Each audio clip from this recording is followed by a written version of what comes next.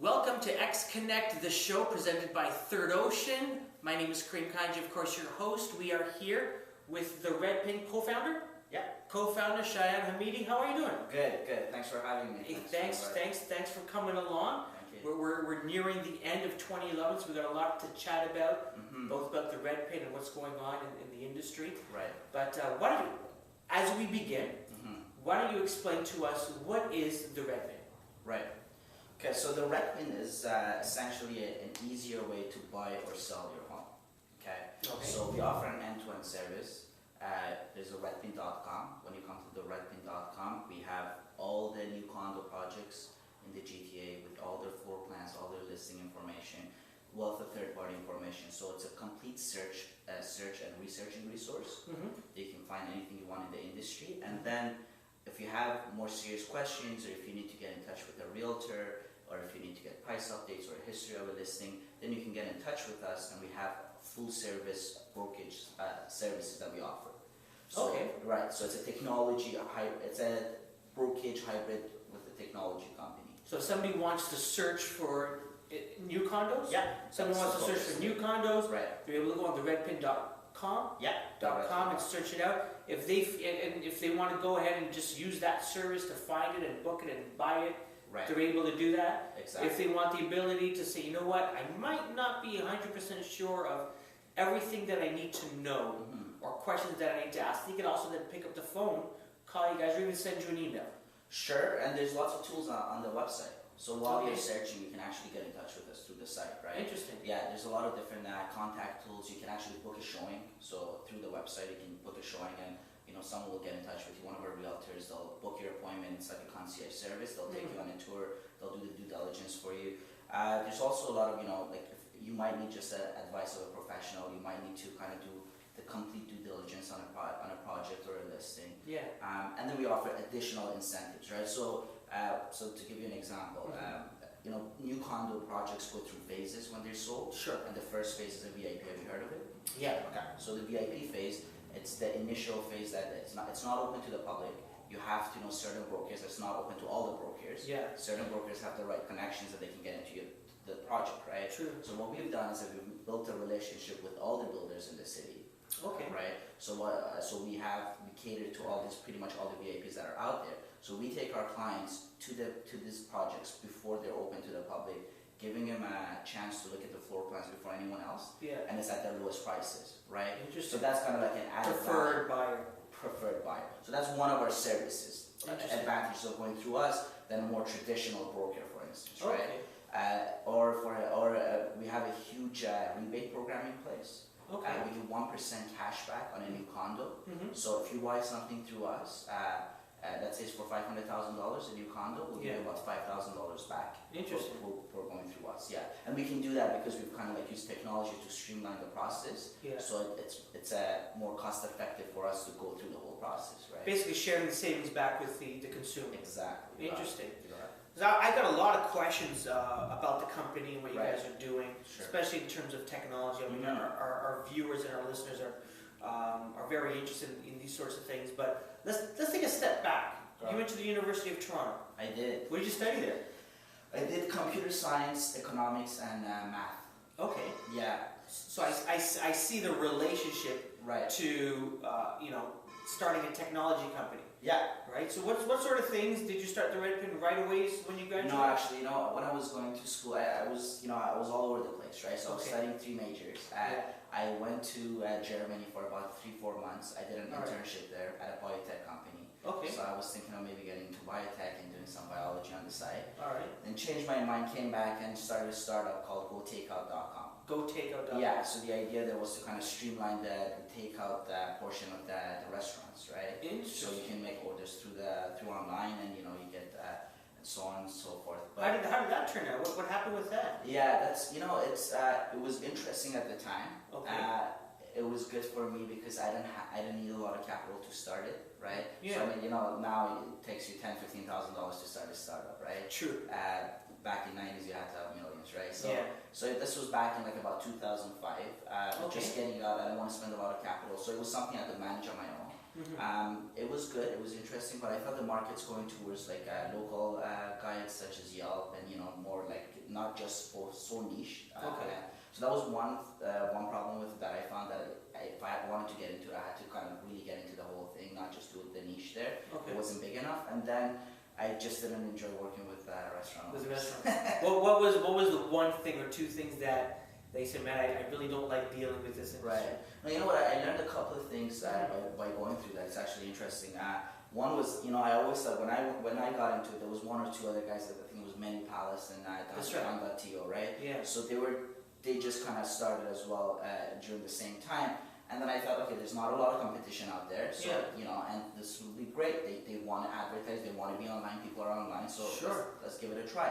And when I got in a room with these guys, I realized, let's say they had $100, $200 to advertise on a month with whatever their budget was, right? Mm-hmm. But they weren't just looking online, they were looking at flyers, they were looking at print, they were looking at magazines, right? So they had $200 that they wanted to spread out everywhere, right? Wow. So it's not, you might be the only guy online, but their marketing budget is not dictated to go online, right? So I was actually in fact competing with all those other mediums as well. True. So it was it was a bit of a hard sell. Okay. So I think models like Groupon and stuff work better because they actually bring a customer in. I mean, they have their own problems as well, but I think the idea of not charging ahead is a good idea. You charge for the customer. Yeah, you charge if you bring in business, right? Mm-hmm. So there was some lessons learned there, and then I thought about doing something bigger, but because it felt like it needs a lot. So you shut that down? No. Well, at the time I was kind of like I slowed it down and eventually I shut it down. Yeah. Okay. So I had options of looking into kind of selling it, and then it just I didn't want to bug myself with it. Right? Yeah. So I got together with two of my co-founders, Ali and Roham. They also went to UFD. Okay. Roham went off to IBM. He was the Employee of the Year there, and he was doing pretty good. So I kind of took him out of there. And then Ali was at WorkBrain, and he was an architect at a gaming company afterwards. So and he's my CTO, and he's awesome. So I met with him as well and took him out of his company, and we got together and decided to do something else. So we started doing a bunch of research. Yeah. And then real estate came up. Mm-hmm. I had a really bad experience myself before it, buying and selling. Okay. What was your experience like? Yeah, I had to sell my parents' home.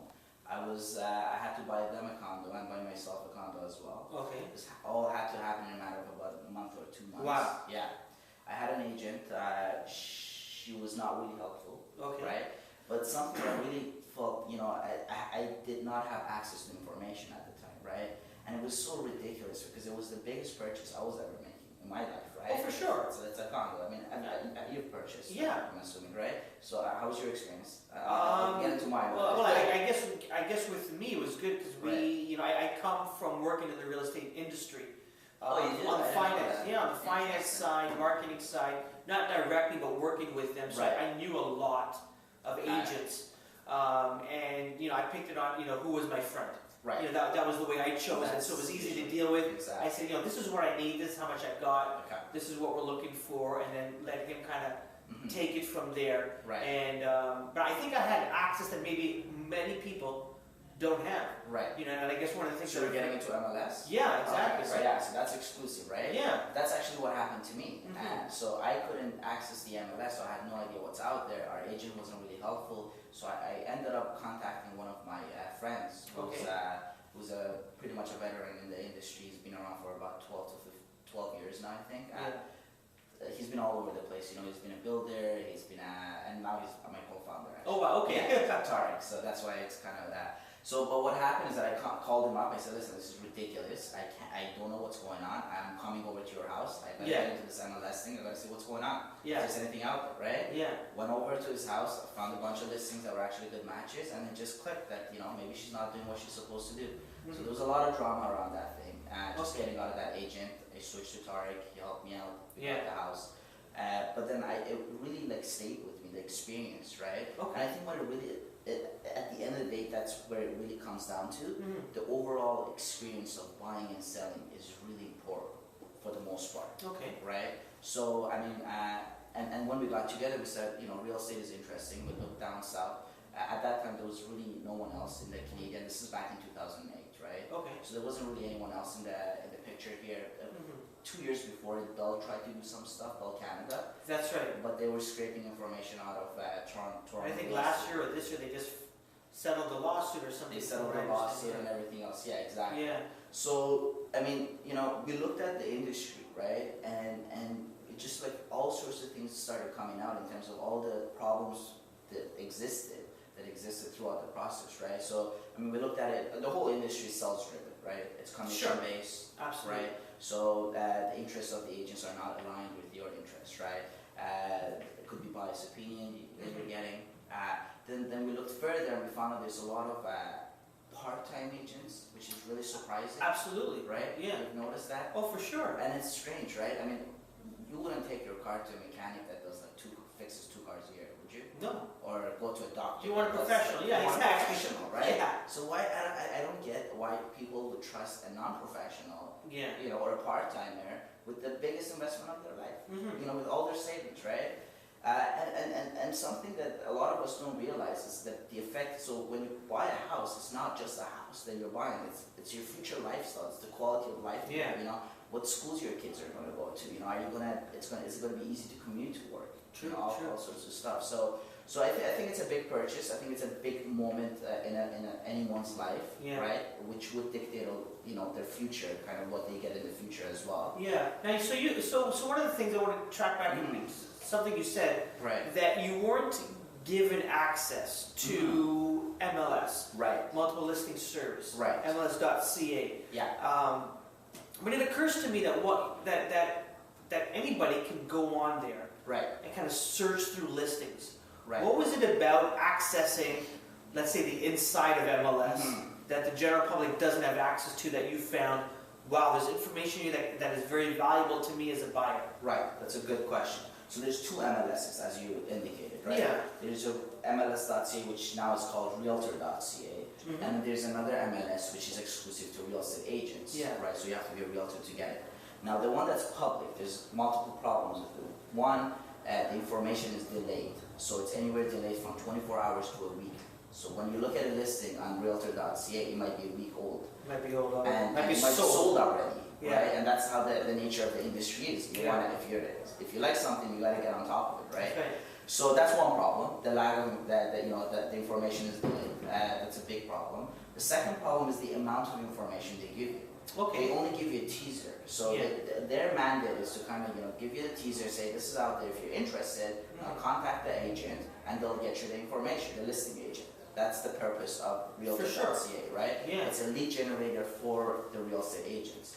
And so it doesn't give you all the information on the property. So there's a lot. So if you really want to look into a property, then at that point, you have to call up an agent to get that information, right? Absolutely. So that's kind of all the information on the property. So that's the first part. I wasn't getting, I didn't know what was out there, and when I knew what was out there, I didn't know everything about that property. Yeah. But when you're buying, as we talked about, right, there's a lot of other information that matters. Yeah. That what kind of schools are around that listing, what kind of neighborhood is this? Is it going to fit my lifestyle? Is it going to be close to TTC if I need to commute? These are things that the TheRedPin now addresses. The TheRedPin. So let's get into that product. Sure.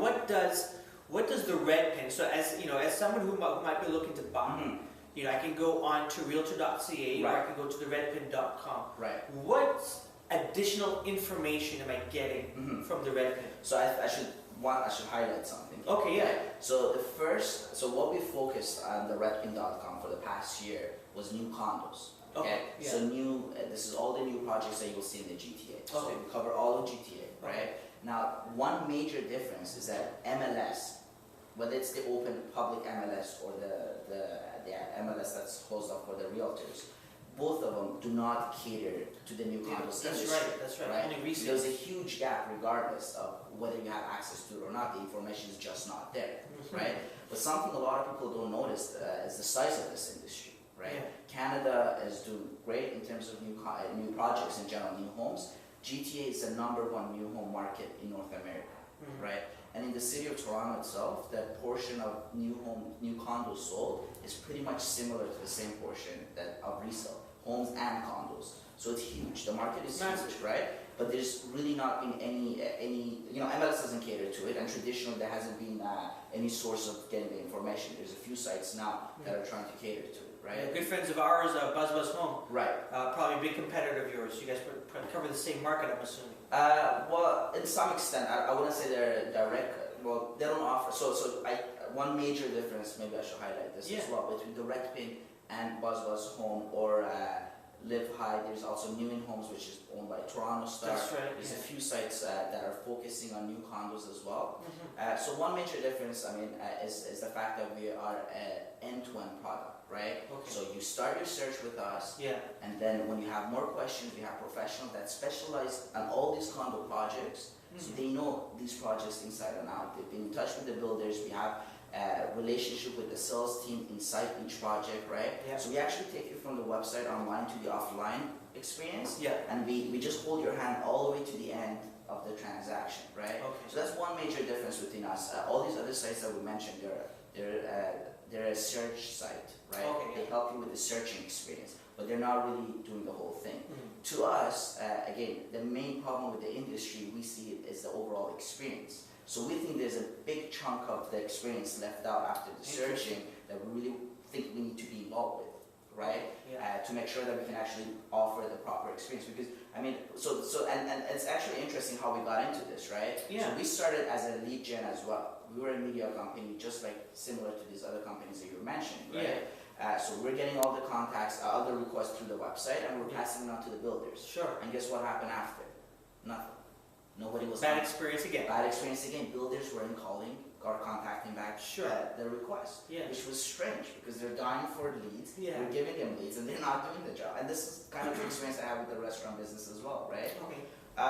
So when we realized that, and we were getting a lot of callbacks saying, "Hey, I didn't get that info. What happened?" Right? And when that happened, we realized that they're not, serving you properly. Then there's something that needs to be fixed there. And also in terms of the money that could be made on that end, that was also the opportunity was interesting to us as well, right? Yeah. So that's one. So a big portion of it, I would say, is the business model and the services we offer and the end-to-end product, which is key to our business model. That's one key difference. The other difference is, I would say, the user experience. We're huge on user experience. My understanding is that from all these other companies that exist, I don't know them, but to the extent that I know them, I don't think any of them are a technology company, from what I understand. They've all been somehow involved with the industry and felt the same bad experience and realized smartly that there needs to be a solution for this, right? So they all came up with their own solutions. But again, to me, if you want to get into medicine, you gotta know, you gotta be from that field. If you want to build something, you gotta build that. So I think it's important to have that tech background and understand that. So with that, I think we're trying to offer a really interesting and amazing user experience on the website. So I would say the user experience and technology is another point of differentiation. Interesting, yeah. Right. So you experienced something yourself. You understood that MLS is not even covering the new condo business. Right. So you said, here's a way that I could cover a market that Realtor.ca, MLS.ca is not covering. Right. I'm going to ensure that the user experience is doubly, great. Put a lot of resources in that, so that someone who doesn't experience the same things that you experienced when you were buying, might not have been a new condo, maybe a resale that MLS would cover. And then you're also saying, okay, we're going to give them that experience with technology, but we're also going to ensure that if they need their handheld, that we've actually got someone here who's going to walk them through the buying process. You got it. As well. You got it. Because I don't think, the way we see it is that the world's not ready to do this whole thing on their own, right? So, this is kind of like, you might see some similarities between here and the travel industry, right? That's right. That might be a good analogy. So all these other websites that exist, they're more, maybe you can kind of think of them more as a TripAdvisor. I think TripAdvisor is a good example, and we're more like Expedia, right? So we're more like a store you can actually purchase through us, whereas with them you can get content, right? But we try to be obviously offer, you want to offer both sides. Both sides of it, right? Here's the information. Here's everything that you need. Right.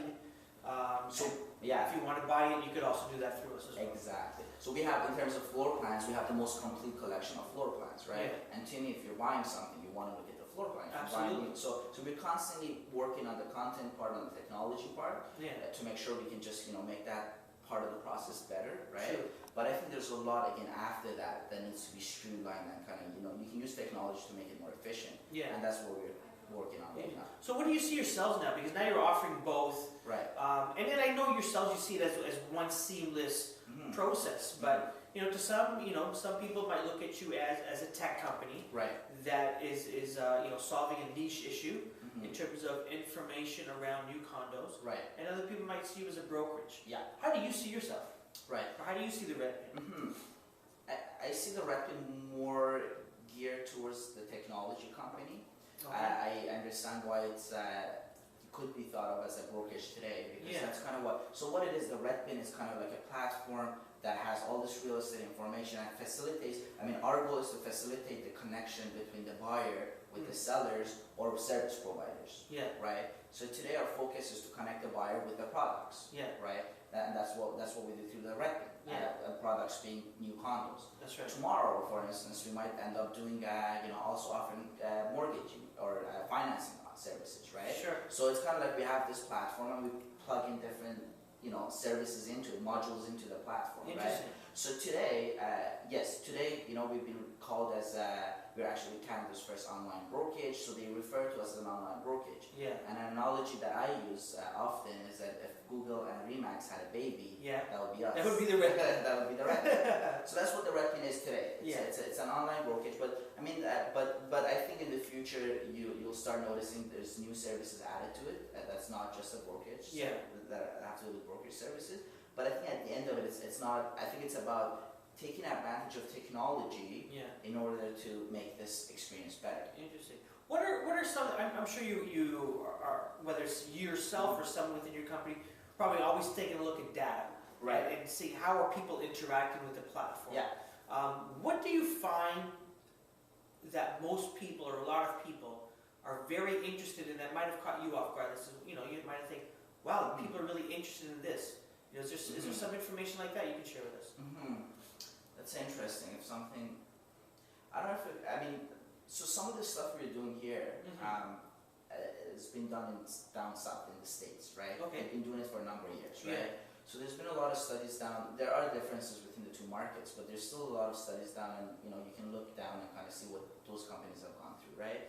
And NAR, the National Association of Realtors in the States, they keep reporting that about 95% of the information that people are looking for online are not the listing information, but it's a third-party information, right? So we were the first company in here to kind of add all this, third-party information. Such as, so if you get a listing, for every listing, we give you all the information on that listing or project, but then we show you all the schools around that project, right? And we give you all the ratings and rankings for the school, so you can do a proper research and see which, if this matches your criteria for your kids, right?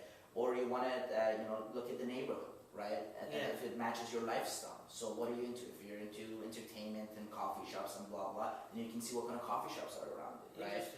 If you drive, then you can see, the gas stations around your house, right? Or your favorite bank if it's around it, or if the TTC station is close to the field. So all sorts of third-party information. And then what else we've done is that we've gone to, and we've taken real estate stats out of CMHC, out of TRED, Toronto Real Estate Board, right? So we've gone back to 10, 12 years worth of real estate stats. These were all published in print and PDF. We took everything out, right, put it into our own database. So now we're starting to show graphs and kind of like, help you with your investment decisions, right? Are the prices going up in this neighborhood, or are they going down, right? How does this building compare to the other buildings in the city? So not just a property search, but a full neighborhood analysis as well. Exactly. I'm going to live in this area. Well, what are the schools like? Where are the beer stores? Where are the libraries? Where's the nearest TTC stop? And where's the pool at? Right. And that's fantastic. And these are the kind of questions you usually get answered to by driving around the neighborhood a lot, right? Sure. Or if you're lucky and you're working with an agent that's really good in the local neighborhood, then they might be able to address some of these questions, right? But then you probably don't get a full, complete, research on every listing you ever see. True. For instance, in my case, I had a problem just getting the listings itself, let alone the research behind it, right? That's right. Yeah, so now you get that. That's fantastic. When you started, and I know now you're almost a full service brokerage, or you are. And so I'll ask you about that. But when you started, was there any conversations, or did you get any brushback from the establishment. Right. You know, I know, for example, when Zoocasa got started, I can't remember which company was saying, hey, you're scraping all this information. Right. We're now going to start, you know, filing lawsuits and things of that nature. Yeah. You know, the RedPin was disrupting the market in some sense. Right. What sort of feedback did you get from the establishment? So Zoocasa, they lost their case about a month ago or 2 months ago. It was Century 21 that sued them, and I think, if I'm not mistaken, don't quote me on this, but I think there's about 1,000 agents that have lined up that are suing them again. Wow. And the reason is the way they were getting their information, right? So Zoocasa is pretty much scraping real estate agents' websites. They get the information and put it on their own website. They crawl the web, right? Yeah. So that's not legal. Yeah. That's not allowed by the board, right? So I mean, that's why they got their heat, right? In our scenario, I think we're feeling a little bit of heat right now from the industry itself. Not a lot, but from the industry itself. I think it's mostly from the more traditional agents, right? Okay. Because I think that slowly, you know, everyone's realizing maybe this is the way to go, right? Yeah. This is how you should communicate the information. I mean, I think the whole industry's had this mentality of holding the information back and just making people come to you and making people pay for it, right? So just releasing that information. I mean, a traditional brokerage or a realtor wants to give out about 25% of the information on average, of all the information they have on the website or wherever else for free. What's the reasoning behind that? Because that's how they can earn your business. Okay. Because if you don't have the information, then you need to go to them. That's how that's how we've had a monopoly pretty much in the industry, right? Yeah. If you have access to, and that's why Competition Bureau has been pressing hard on the board to open up the MLS. That's right. And it goes back to the very same reasons, right? You know, give access and you know, let's break the monopoly. Let's make other brokerages enabled to come up with newer business models, right? So I mean, the cash back that we're giving is not really interesting to the realtors, right? They feel like obviously it's some of their fees that, you know, we're kind of like setting a standard maybe in the industry that's saying, you know, the fees are too high and we can give something back, right? Okay. So that's not really, because I mean, nobody wants to get a haircut, right? Sure. To us, I mean, so again, when you look at that, it's interesting, right? So if you look at from I think back in 2000, in the past 10 years, the prices of homes have increased by 10% on average. Yeah. Every year, year over year, right? Yeah. So since 2000 until now, the prices of home have more than doubled. So something that was 200K, now it's 400,000. Absolutely. Right? Yeah. But what does that mean? The commissions have more than doubled. Yeah. Right? But have the services more than doubled? Or anything near that, right? I don't think there's been much improvement in the services, right? The offered. So I think that the fees are increasing, right? So the heat you're getting is that you are providing a very valuable service at a quote-unquote discounted rate. Right. I don't think it's discounted. It's just a matter of like that's how we can. That's the price we can afford it at. Sure. Right. Yeah. Because we have our own system in place, so it's more affordable to us to do what we do, and we do more volume in a sense than a typical brokerage. For sure. Right? So it makes sense. But I think it's just the fact that they don't want to cut their prices, right? Because they feel like if everyone starts doing that, then the commissions are going to go low and the standards are going to come down, right? Yeah. So that's from the industry. But the interesting point from the other side, from like, you know, the builders and the sales people team in the builders' offices, we haven't had any problems with them because our interests are aligned. They want to sell. And we help them sell it. And they love us for it. They love us for it, right? Let's wrap this up. Okay. You know, we're nearing the end of 2011. Right. 2012 is upon us, and you know, a lot of things are up in the air in terms of what's going on in the economy. Seems to be weak, though in Toronto things seem to be very stable. You know, what are your thoughts for? Let's talk about the RedPin specifically. Well, you know, where do you see the RedPin in 2012? You know. Anything you want to announce here, or is, you know, what does the future hold for you guys? Okay, I think 2011 was a really good year for the RedPin, right? And I think 2012 will be even more interesting. We did a lot of work in 2011 in terms of infrastructure, setting up the company, you know, coming up with, we introduced our brokerage. We've helped a number of, you know, buyers buy, and we've had a lot of requests that we've service. So we've done a lot during the past 6 or 8 months. We got nominated for a number of awards. We were up for the finalists at InMon, which is the most notable award in the industry. So we're going head to head with all these other companies in the startups in the States, which are not really startups, they're public companies. So we've got a lot of good recognition in the past year.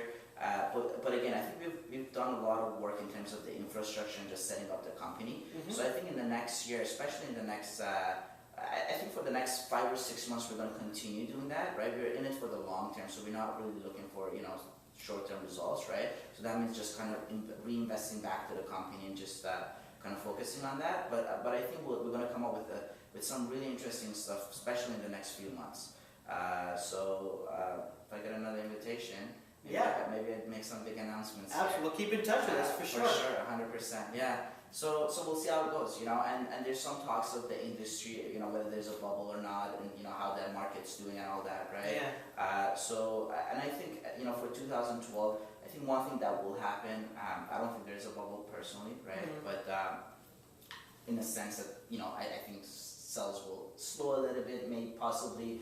I don't think prices are going to go down, but they're not going to go high the way they are. They have been going up, right? Sure. But I think what's going to happen is that people are just going to be more conscious about the decision they're making, and they want to do more research, right?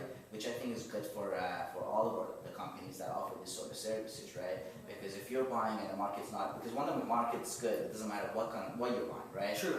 You're going to win no matter what, right? In a way.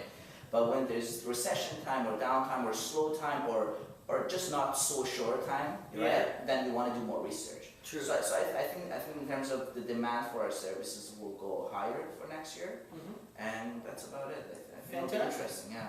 Well, listen, thanks for coming on, Shayan, and have a great holiday season. You too. And a fantastic 2012. Great. And we'll make sure we keep in touch. 100%. And if people want to find out more information about you guys, where can they go? TheRedPin.com. We have a really active blog called The Pulse. It's on TheRedPin. You can find it, TheRedPin.com/blog as well. So we're constantly coming up with blog posts. We're very involved in the industry as well. So, there's a property show, for instance, that we're involved with, and lots of other shows as well. So if anyone wants to get involved with the industry, they can also get in touch with us, and we'll kind of help them out with Fantastic. that. But yeah, there's, we have all sorts of contact tools on the website. Wonderful. Okay, Thanks for joining us. Thanks, Karim. Appreciate you coming by. My name is Karim Kanji. Thanks for joining XConnect, the Third Ocean Show, and we'll chat with you soon. Bye-bye.